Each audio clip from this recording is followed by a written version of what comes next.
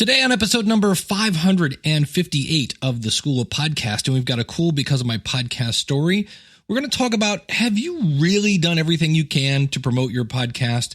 And we've got another installment of how to not make money in podcasting. Hit it, ladies. The School of Podcasting with Dave Jackson. Podcasting since 2005. I'm your personal podcast coach, Dave Jackson, thanking you so very, very much for tuning in. If you're new to the show, hey, welcome aboard. Here's what's going to happen. I'm going to take my 20 plus years of helping people understand technology, and I'm going to help you massage your message. I'm going to help you tackle that technology, face your fears, flatten that learning curve, and not just get you podcasting, but get you podcasting in the right direction. The website you want to go to is schoolofpodcasting.com. The coupon you want to use is LISTENER, LISTENER, and I hope to see you on the inside. Now, before I get into things, next weekend, I'm going to be in Nashville, Tennessee. Yeehaw! At the big podcast event. That is done by my buddy David Hooper and Rick Roberts, who's a comedian. And it's all about growing your audience. And David reached out to me and said, hey, just so you know, I've got a coupon code for you if you want to hand this out. If you go over to bigpodcast.com, use the coupon code SOP. The fee for this, it's just a one-day event, is $97. And if you use that coupon code, it knocks $50 off. And that is this coming weekend. I'll be driving down Friday. I'll be there Saturday and then leaving on Sunday. Looks like to be a lot of fun. Again, check it out at bigpodcast.com. But I'd always like to start off the show with a kind of Because of My Podcast story. And I actually have a couple. And this is from Jessica Rhodes of Internet Connections. And she did a live panel at an event and recorded it. And I wanted to share some of the things that people are saying that have happened because of their podcast. And some of the panel had just been interviewed on shows. Some of them had their own podcast. But one person said getting interviewed has helped his public speaking, his ability 100-fold, because you just get used to, number one, organizing your thoughts, presenting your thoughts, and the fact that now you're doing it in front of people, you're kind of used to that. The other person said it's brought clarity about his message. He had to explain what his business does over and over and over, and doing so again and telling his story so many times, it really kind of brought clarity to his message and really helped fine-tune it so that it really intrigued people to want to know more about his business. And then one guest was so nervous in the beginning, he says, but 10 years later, he can trace back, check this out, all of his clients have come from his podcast. And he said, and many of his best relationships. So you can find this at jessicarhodes.biz, and I've got a link to it out in the show notes at schoolofpodcasting.com/588. All right, I'm going to be talking with Jessica Kupferman here in just a bit about how to not make money in podcasting. But what I want to ask you right now, I was listening to a book called, was it Feed the Muscle? Yeah, Feed the Muscle, Burn the Fat. And it's a really cool book. I'm trying to get into weightlifting. It's really not you've heard the whole no pain, no gain thing. I was just stopped at the no pain part. But as you get older, you need to lift weights. So I was listening to this book, and in it, there was this story about a guy at Tony Robbins. Now, if you don't know who Tony Robbins is, he's this giant business guru with a giant business head. I mean, he's just got a huge noggin. And he's really, if you've never seen his thing on Netflix, his documentary or whatever, it's really good. And I remember when I was in my 20s listening to Awaken the Giant Within, I think was the name of the book. He's one of those guys that makes you think. And there was this guy at one of his events, and he told Tony, he's like, look, Tony, I don't know what to do. I've done everything. I've done everything to grow my audience. And since he had tried, everything, Tony asked him, he said, well, tell me the last 100 things you've tried. To this, the man then answered, well, I don't know if I've tried. I don't know if I can remember. I don't know that I've tried 100 things. Then Tony stated, okay, well, then tell me the last 50 things you did. And as you might imagine, the man said, I haven't really tried. I don't know that I've made it up to 50 just yet. To then Tony replied, okay, fine, whatever. Tell me the last 10 things you've tried. And it turns out that the guy had only tried like 3 or 4 things. And I think this is what happens sometimes when it comes to growing your audience. I think some of us come on board. We think if I just list myself in iTunes, that my audience will just show up. And if you have really good content, that kind of is true, but it will be very, very, very slow, because somebody will find it. They'll tell a friend, and just being in iTunes, you have to promote it. And so I think there are times that you go, I've tried everything that I can think of to promote my podcast, but there's got to be more ways to connect with your audience. And sometimes many of them just require just a little bit of time to set up some technology. You can automate a lot of this stuff. And so what we're going to do today is we're going to look at ourselves. We're going to look ourselves right in the mirror and ask ourselves, have we really done everything to promote our show? Because if you're looking at yourself going, I've done everything there is, really?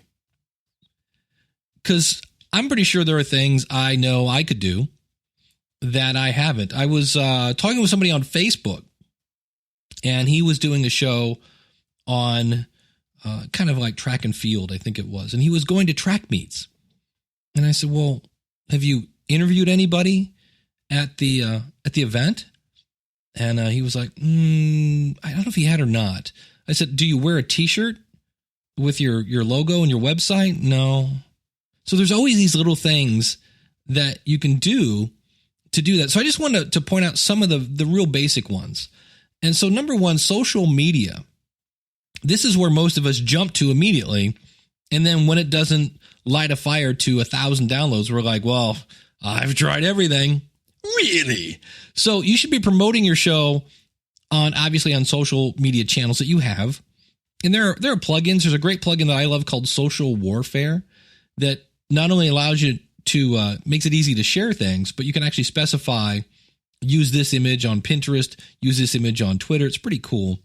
There are automated tools like Social Jukebox. I like that a little better than Meet Edgar because it's cheaper. And then are you getting the most out of your media hosts like Spreaker and Blueberry?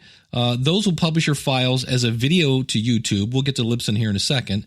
Spreaker will tweet out about your episode. Blueberry will create a sample of your show. They'll kind of make a little mini episode out of your episode, and you can tweet that, and you can also put that out on Facebook, and I believe they also do YouTube. Libsyn, and if you always wonder what the heck is Libsyn, it stands for Liberated Syndication. So with Libsyn, you can upload a single post to Twitter, Facebook, YouTube, iHeartRadio, LinkedIn, Blogger, and Tumblr.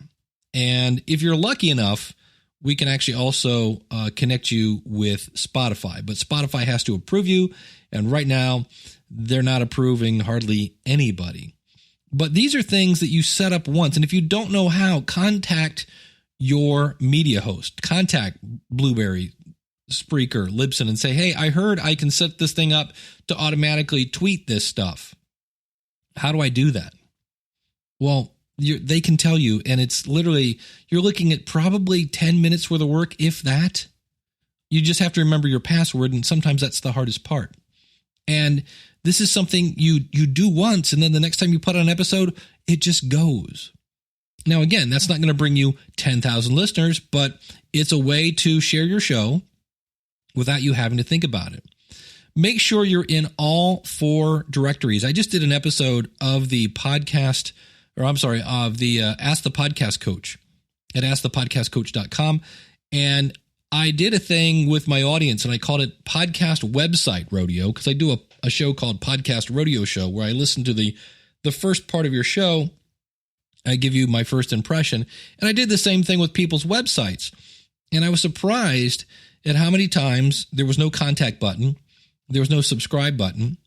There was no way to play your podcast on your front page. There are these little things that if you're looking for your downloads to grow, you've got to make it easy. So one of the things that I was really surprised with, there are 4 main directories that I recommend. And the first one is Apple Podcasts. Now, you might know it as iTunes, but they've rebranded So a lot of us now just call it Apple iTunes, but technically it's Apple Podcast, Stitcher, TuneIn, and Google Play Music. Those are the big four.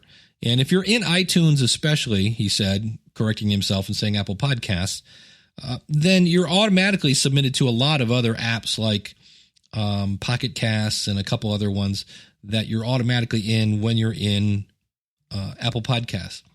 So that's the main thing. Are you in all of those? Because sometimes you just put it in iTunes, and there are these things called Android phones that don't get podcasts, and realize that the actual desktop version of iTunes is only used by, I'm going to guess, around 20% based on some of the stats from Libsyn, that about 80% of people are listening on a mobile device. So if you see something in the iTunes desktop that's not quite right, realize that almost, the majority of people are not using that software. So that's where I say, are you in those directories? And then, do you have subscribe buttons on your website? So one way to keep those numbers going up is to get people to subscribe. Ratings and reviews are fine. Those are social proof. But we know that the total number of downloads, and we believe subscribers, come into play with pushing yourself up the Apple Podcast charts. But keep in mind that even being at the top of the charts isn't going to do a ton for you, but it is better than being at the bottom, obviously. And so when we say subscribe buttons, this includes buttons for Android. There's a website that I've been using now. If you go to schoolofpodcasting.com/Android, and that redirects people to subscribe on Android.com. And what you do is you go over and you put your RSS feed into this. And at the bottom of the page, it gives you a link to your show that when you send people to that, if they don't have an app on their Android, it'll say, here are a bunch of free ones you can download. Now, if they have an app that they have on their phone and it's listed there, it'll automatically just subscribe them in that app. That's pretty cool. And it's free. That's from the people over at Blueberry. And so that's really easy to do. And if another way to get subscribe buttons on your website, because a lot of times if you go to Apple, you have to kind of go through their guidelines, and then you're downloading pictures and how do I do super. If you're on WordPress, especially, my buddy Daniel J. Lewis from the Audacity to Podcast has a great plugin called Social Subscribe and Follow that creates, and it really is amazing looking subscribe buttons, because that's half the battle sometimes, is finding the right button. And I'll have links to this again out at schoolofpodcasting.com/588. So, are you using social media? Are you in all the big directories? Do you have subscribe buttons on your website? Do you have share buttons on your website? And I don't mean, do you believe in... No, not that kind of share buttons. SHARE buttons. And again, there are, great plugins for this. Social Warfare. There's a ton. If you go into the WordPress plugin directory and just type in share buttons, there's a bazillion of them. And this just makes it easy for your audience to tweet out the show, to email the show, to share the show, hence the name Share Buttons. And there are even players like the Coolcast player that have share buttons on it. The Smart Podcast player, I believe, has share buttons on it. Simple Podcast player, I don't believe does, but both now the Smart Podcast player and the Simple Podcast player both have the ability now to collect email addresses. That's pretty cool, which may be another way, again, to drive downloads. But the thing is with players, and I'm not anti-player, I just, again, don't get hung up too much on players, because I just said 80% of people are listening on a portable device. And I'm taking that as an app.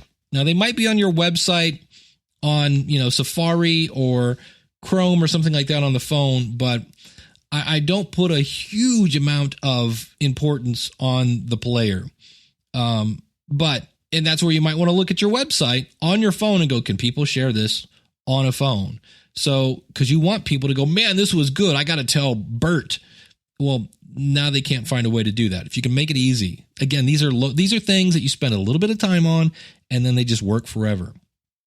Another thing that I've done is I've had 3 people sign up for the School of Podcasting, and I got to be on TV, all from a local meetup. I've said the easiest way to create relationships is face to face.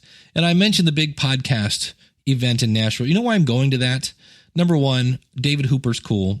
Number two, I'm going to get to meet probably a bunch of people that I haven't met before. And it's going to be small, which means I'm really going to get to know some people. It's not going to be like Podcast Movement where you're kind of outnumbered 2,000 to 1 and you're trying to meet everybody. And I'm sure I'm blowing off people that I shouldn't be or things like that. I love the fact that I can take my time to really get to know people. And when you get involved with a small event, the bigger they get, it's kind of like Todd Cochran over at the New Media Show and Geek News Central and also the guy behind Blueberry. He really got to know the guys at GoPro before they were GoPro. And now he can actually get an interview with those guys because those guys remember Todd helped us when we were nothing.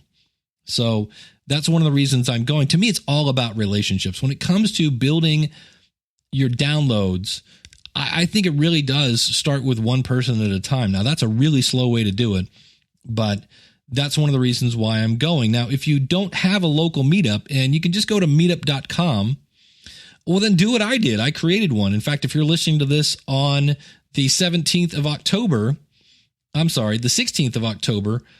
then check neohiopodcasters.com because we're meeting tonight at 7:00. And you can create one. And my buddy Glenn the Geek, Hebert, you might know him from horseradionetwork.com. He has a great phrase. It's not who you know, it's who knows you. And so getting to know people face to face is a great way to do that. The other thing, again, reach out to similar podcasts. Some of my best friends, Daniel J. Lewis from the Audacity to Podcast, Ray Ortega, who does the Podcaster Studio, Mike Dell, who actually works for a competitor of mine. I work for Libsyn. He works for Blueberry. He also does the podcast help desk. Really cool guy. I've known Mike for over 10 years. And there are others that I could go down a whole list here. Reach out to them and see if they'd like to maybe co-host an episode or create a segment together or be interviewed or whatever. Remember, there really isn't any competition in podcasting. And you're like, wait, what? You guys both do about the same subject. Nah. You can listen to me on Monday. You can listen to Daniel on Tuesday. You can listen to Ray on Wednesday. You can listen to Mike on Thursday, et cetera, et cetera, et cetera. So keep that in mind. Reach out to similar podcasts because now some people won't do it. I'll be honest with you, but you can probably share audiences. And that's fine because those people really love your subject. So why would they want to listen to another show? Reach out to a business. If I did a show about weddings, like let's say I was a wedding planner or whatever. I was in the wedding industry. I would reach out to every single dress shop in my local area and see if I could put some CDs at the checkout. Remember those CDs, the little round things? And have like sample episodes and explanations on where to find more of it, things like that. And say, look, can I put like a little box of these at the checkout? And then maybe I'll put a link to your website on the show. Maybe I'll mention you on my show because those people are my target audience. Now, another thing you might do, go record people at events. I mentioned this earlier today. I was talking with the guy that does the kind of track and field show. And he's like, actually, yeah, I think he said he already did. Because you can do this, number one, with your phone in many cases and get decent audio. Now, granted, if it's windy outside, if it's noisy and things like that, but then just call attention to it. Say, we're here at the, semifinals of the, whatever state final, blah, blah, blah. I'm talking here with Coach Bison. Yeah, and just do the Bob Barker where you pass your phone back and forth. You can do that. You can buy a Zoom H1 for $99. This thing's the size of a Snickers bar. You can stick it in your pocket. So you can actually go out and record events. If you didn't hear my episode with Danny Pena from Gamertag Radio, this is a guy that started out with a cassette deck back in the day. And he would go out when they were releasing a new game and people would be lining up for the Midnight Madness sale. And he would go out and record them with a cassette deck and then put them on the show. Give these people your business card. You do have business cards for your show, right? Give them a business card. Tell them they'll be on a future episode. That's a way to get more downloads. But the bottom line is, again, if we go back to this, if you're saying yourself, I've done everything I can to promote my show, I don't know what else to do. Really? I mean, speaking of Daniel and Ray, we actually do a show together. It's Ray's show, Podcasters Roundtable. And we did an episode, and I don't want to recreate it here, so I'm going to stop here. But if you like these kind of ideas, over at podcastersroundtable.com, we did an episode called How to Grow Your Audience from Hundreds to Thousands. It's actually a presentation we did at Podcast Movement.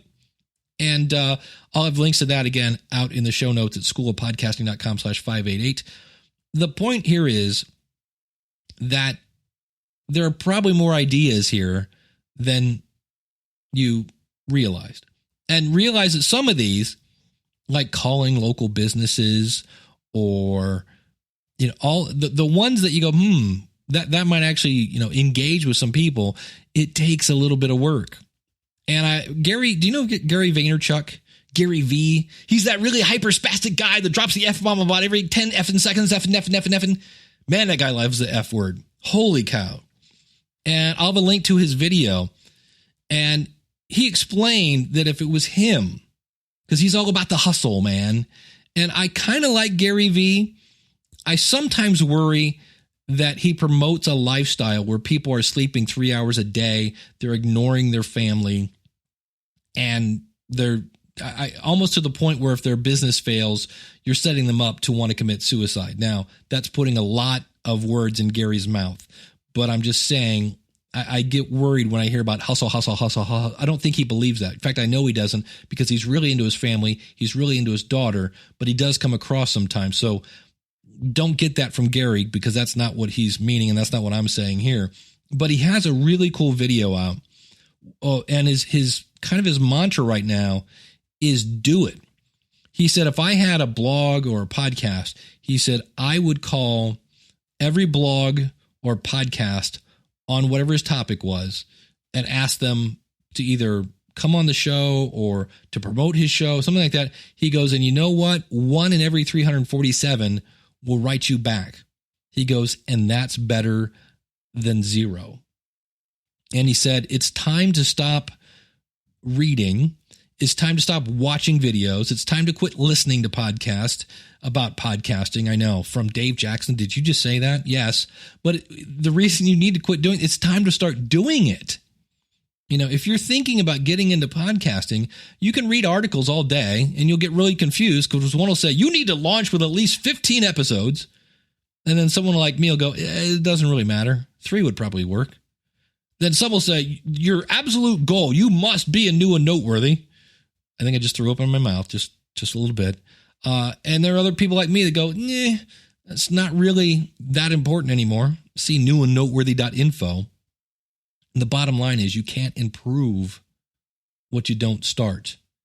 And so keep that in mind, that if you're looking at yourself going, I don't know what to do with my show, because I know I did this. I'll give you an example. There is a school in my state that teaches people about broadcasting. I've never reached out to them. There are students there that want to get on the radio. And I understand I can't get them on the radio, but I can get them in front of an audience. I need to reach out to them because it's not that far from where I live. And I haven't done it because, well, I'd have to actually get out of my chair. I'd actually have to dial a phone. I'd actually have to talk to a person as opposed to just click a button on a website and send it off into the atmosphere. So I'm guilty of this too, going, I think I've done everything I can. Well, no. And it's my teacher background. I am ingrained in the phrase constant improvement. I always think there's room for improvement.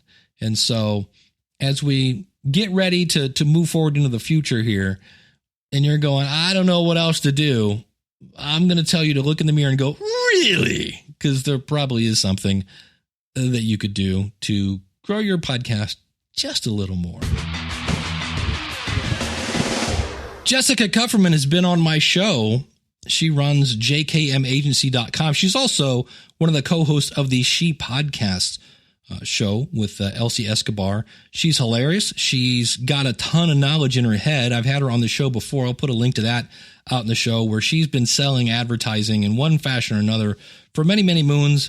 And she wanted to help podcasts without a ton of downloads have a hard time sometimes getting a sponsor. And obviously she would love to work with people who have a ton of downloads, but sometimes if you don't have a ton, you might still be able to get a sponsor, and you can find her at jkmagency.com. But the problem is what we're finding out here, and we're not doing this to poke fun at anybody. We're all going to learn this together. But in the same way that podcasting is another skill to learn, when you have an advertiser, I know this from firsthand experience, it's a whole other set of work. They go, oh, wait, I got to do the what now? And the thing and the okay and the what? And so we have these stories that occasionally she will share with us, and we're dubbing these How to Not Make Money in Podcasting. I have a couple shows who I have been lucky enough to place with some very large advertising clients. And the fun part about large advertising clients is that they have very specific instructions. Sometimes the instructions are so specific that unfortunately to get everything into the ad, it's like a 2-minute ad, even though they're only paying for like 45 seconds. But it can be tough. You have to read the instructions very, very carefully. So I've had one show, gosh, it's so funny, but it's also sad. If they're listening, I'm sorry. It's just adorable. So they've never taken ads before. So this is actually some of the first ads I've even placed on their show. First time around, they do the ad, and he does the most amazing endorsement. It's personal. It's funny. He never mentioned the offer at all, or even the website. Yeah, this is the best company ever. Yada, yada, yada. You guys should check it out. It's really funny. Have we ever done this? Yes, we've done that. He did a little shtick with his co-host, and then just say, check it out. It's great. Meanwhile, they had a very specific, like $30 off coupon if you went to this exact URL. Oops. And said yeah. So they say, well, he did a great job, but we need a make good. It's called a make good when you screw up and have to do another one for free. No problem. I'll do the next one for free. This time comes around, he uses the coupon code as the URL. Okay. So rather than say it's $30 off, all you have to do is go to this website, advertiser.com/my podcast name. Instead, he said, use coupon code my podcast name and get $30 off. Got it. So now they need a third make good. So now that's 4 ads. The last time around, he says, and this is oh God, I haven't even told him he made this infraction because I'm just afraid at this point. But like, it was a daycare. It was like a find a babysitter type of website. Mm-hmm. And he must have just skimmed the instructions, because what he actually said during the ad is it's America's #1 family health care website. And they said, not only can we not pay for this ad, but you might have to take it down because we don't do that. Yeah. Oops. So the lesson here is read the ad copy, understand what you need to say. The instructions are so important. So important. Now, there have been times when I've had ads that like they read the instructions, they did everything perfectly, and they didn't have personal experience. Right. And so the advertiser will come back and say, well, they didn't say personal experience, so we won't pay for it. And like I have heard also like agencies come back to the advertiser and say, you didn't spell the company name, so we're not paying for it. And in some cases, you can just be like, no. But in these cases, I've had to be like, yeah, they didn't. Yeah, that's just embarrassing. And there's been a couple shows that was just one in particular, but there's been several that use the wrong coupon code or the wrong the offer is really the most important part. Yeah. So they can't pay for it if the offer is wrong. Now, is this something, do I dare even suggest this? Should they start sending you like a test ad? Yeah, I think we're going to start getting proofs for sure. But you can say it right in the proof and wrong in the ad, right? I mean, that's like true. That guy had to do it 3 times. Oops. 3 times, Dave. Well, you know what they say, the 4th time's the charm. I mean, I appreciate people's right. I'm one of those people that likes to go off the cuff with sponsors. Yeah. But I usually have the bullets in front of me so I don't like hack it up to pieces, I guess. So that's it. Because I think I'm with you. I like when they're not just go to the store because it's good. I like this product. They've been in business since blah, blah, blah. Tell Timmy to use this. I hate when they just read the bullet points. But in this case, you also have to remember the things that you absolutely must say. So, Yeah. I mean, another sticking point I've been having lately is I have a few shows that will only do a certain amount of spots in their show. And granted, you don't want 6 Right. in a half hour or a 45-minute show. But the question really is, Dave, how many is too many? How few is too few? Does that depend on how many you can make per ad? Like if you can make $200 per ad and you have one show a week, so that's $800 a month. If you want 4 times that, you either have to grow your show to the point where you can make $800 an ad. I had to do a little math, or you have to take more ads, right? Right. See, that's interesting. I think a lot of that depends on the ad, like how well it matches the audience, and then the delivery. I mean, Howard Stern used to do like 3-minute ads because in the middle of it, he just bust into a bit.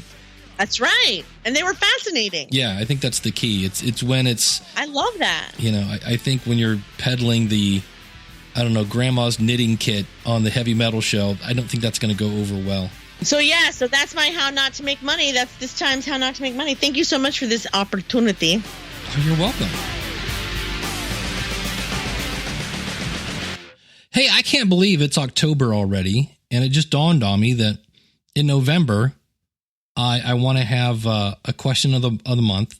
In December, I already have one. That'll be my favorite podcast is. So a couple of things here that I would love your input on. And the first one is, of course, the same thing we do every single year. And that is, what is your favorite podcast? If you had to pick just one, what one would it be? And I realize it's hard. Everybody starts off, this is so hard that I have to, all I need is what's your favorite podcast and why? This is always my last episode of the year, which will be, oddly enough, on Christmas this year. December 25th will be the last one of the year. So you can record that. So it would be like, hey, my name's Dave Jackson from the schoolofpodcasting.com. I teach people how to podcast at schoolofpodcasting.com. My favorite podcast is the blank, blank, blank show. And here's why. That dude is hilarious. And he said, whatever you want to say about your favorite podcast. So that's one. I need that by, we'll go November 13th, 2017, because that takes weeks to put together. Then for November, and I will need this by November 23rd. Let me take this back. Yes, November 20th, excuse me. And that is, what do you plan on doing differently in 2018? So we talked about today going, I've done all I can. Maybe you've already gone, really? And looked in the mirror and said, all right, this is what I'm going to do different next year, as we realize that this year, by the time we blink, Halloween's going to blow through, Thanksgiving in the U.S. is going to blow through, then we got Christmas, and then snow, and 2018 is going to smack us in the face. So if you could let me know by November 20th, what are you going to be doing differently? I'm going blind here with a calendar. Yes, by November 20th, what are you going to be doing differently in 2018? And if you could let me know by November 13th, what your favorite podcast is and why. And the reason that one's earlier is it just takes longer because I'm going to get a ton of those, which is great. I love to get all the feedback, but that one literally, because I used to transcribe those and things like that. Maybe I won't transcribe it anymore, but I would love to have your feedback on that. For the My Favorite Podcast Is, just put My Favorite Podcast Is 2017.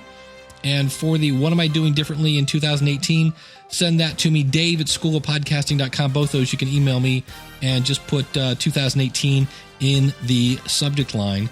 And you'll be hearing your smiling voice here on the podcast. Don't forget to give out your website and your quick little 15-word plug about your show.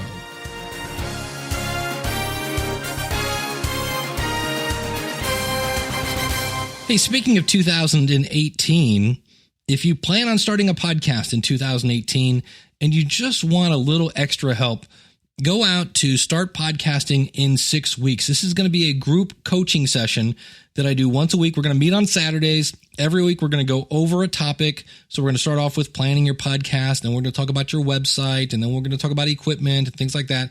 And by the end of that 6 weeks, you will be in iTunes and Stitcher and Google Play Music and Tune in. If you're interested in that, again, go over to Start Podcasting in 6 weeks. The following is an opinion, and only an opinion. All right. Last bit as we head out the door here.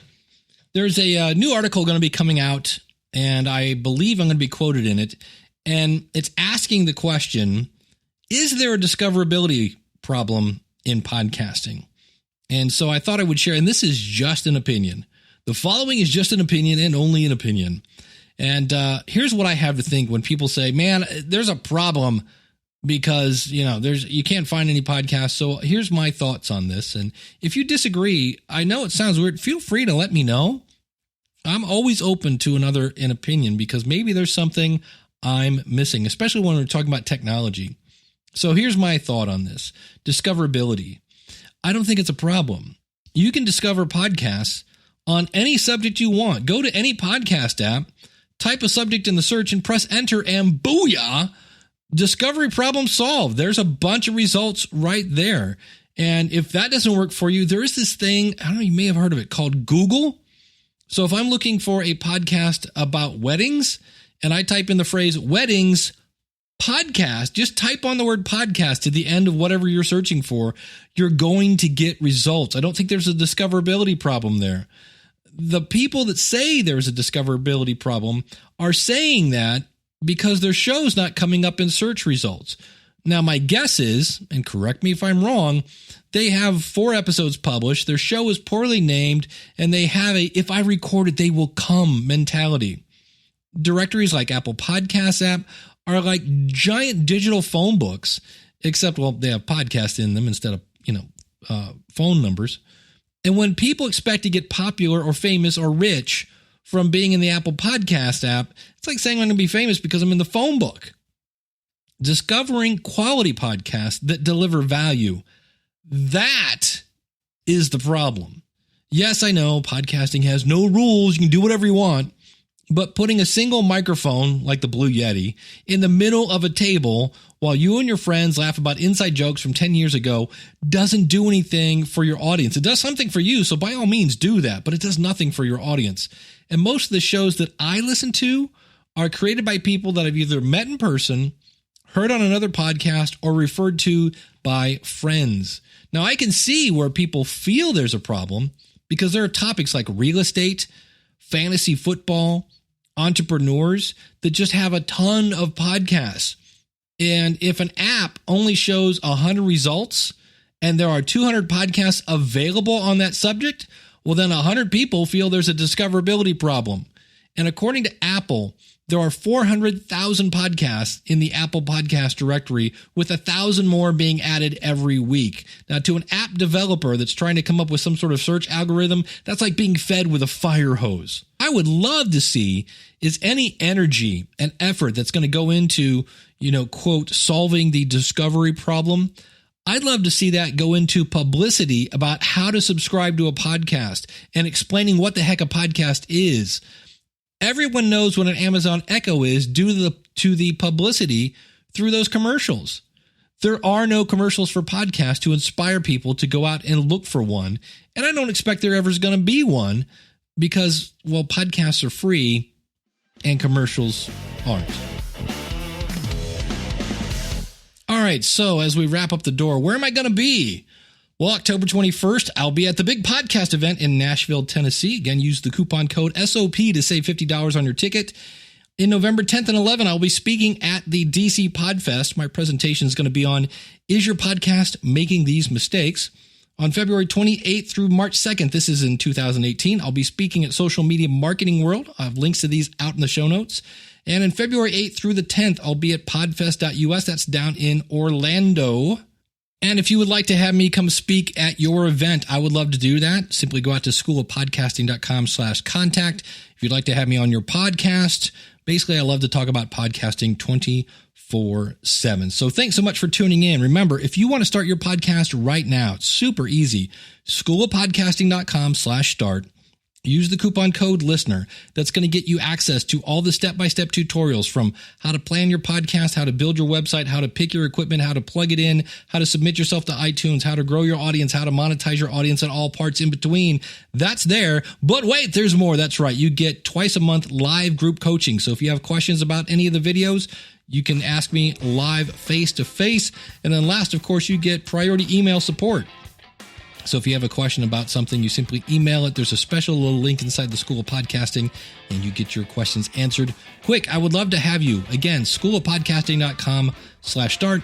Use the coupon code LISTENER. Thanks so much for tuning in. And until next week, class is dismissed.